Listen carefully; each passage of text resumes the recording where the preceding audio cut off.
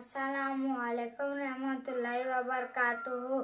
मैं अब्दुल मलिक शारिक आपके सामने एक कहानी पेश करूँगा जिससे हम अच्छे अखलाक सीखने की कोशिश करेंगे इंशाअल्लाह।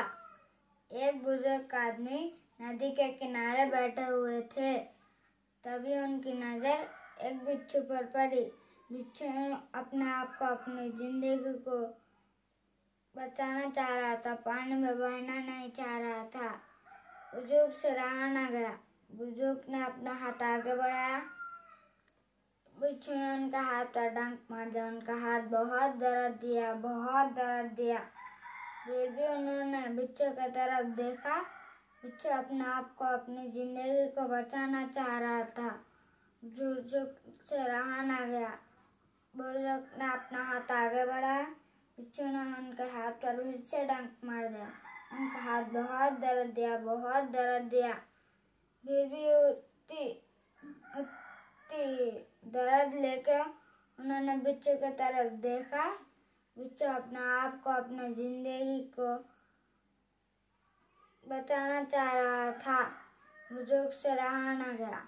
बुजुर्ग ने अपना हाथ आगे बढ़ा ही रहे थे, तभी एक नौजवान लड़के ने बोला, ए बुजुर्ग, आपको सबक नहीं मिला? वो आपको 2 बार डंक मारा, आपको सबक नहीं मिला? क्या को बचा रहे, उसको छोड़ दो।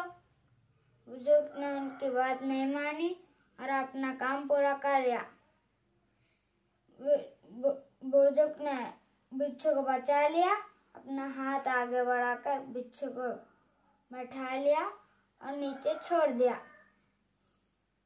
और उठकर नौजवान से मुखातिब होकर बोले, ए नौजवान, बिच्छू का काम ही है डंक मारना, डसना, हमको तकलीफ देना। मैंने अपना काम कर लिया।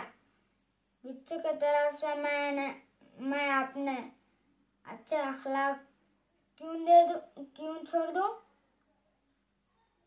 अस्सलामुअलैकुम रहमतुल्लाहि व बरकातुहू।